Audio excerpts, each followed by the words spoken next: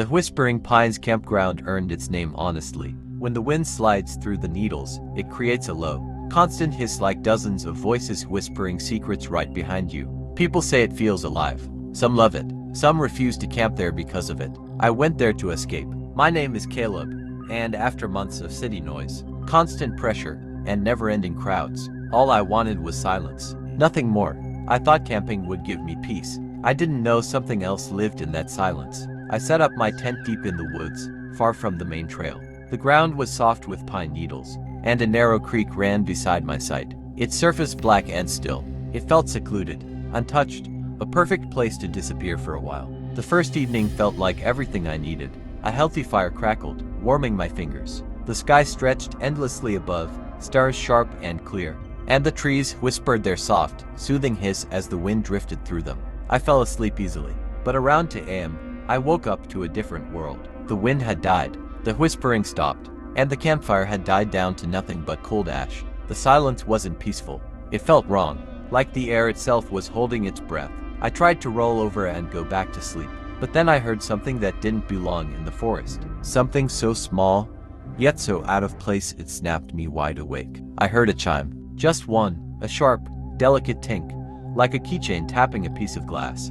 It came from behind my tent, maybe 30 feet out.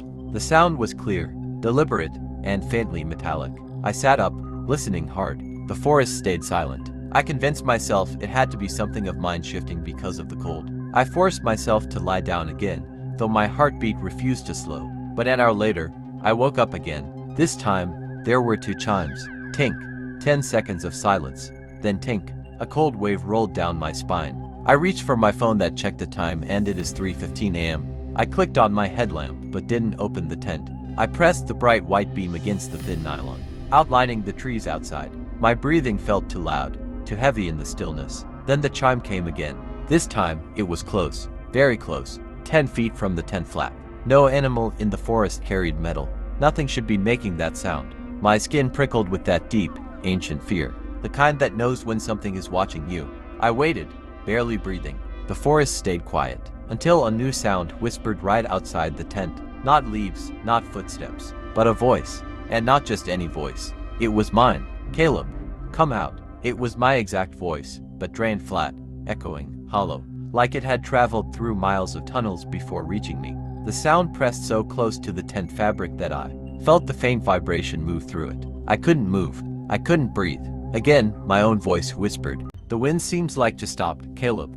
Time to open the pines. A memory hit me suddenly. Something my grandfather, a former park ranger, once said about this forest when I was a kid. If the pines stopped whispering, something else is. And if you hear silence instead of wind, you're not alone. But I thought my grandfather was making it up then. The whispering returned, but not from the wind. It came from everywhere around the tent in dozens of dry, hissing voices. Open the pines. Open the pines. Open the pines. The sound circled me, weaving through the air like something crawling just beyond the fabric.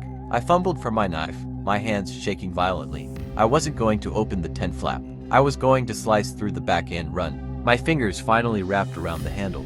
And then, everything went silent. Completely, brutally silent. The kind of silence that feels like it has weight. In that crushing stillness, a single sound rose. Tink.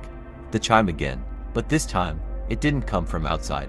It came from inside my tent. My backpack, sitting against the far wall, shifted slightly. I stared at it, terrified. Something metal inside the outer pocket pushed outward, stretching the tent's nylon. It was my car key, the same key I had zipped securely into the pocket hours earlier. The fabric bulged, then slowly, it began to tear. A tiny rip, then a small, pale, impossibly thin finger slid through the hole. The finger was long, longer than any human finger should be.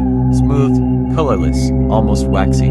It curled once, then pointed directly at the main zipper of the tent. The message was clear. Whatever had been whispering outside was no longer outside.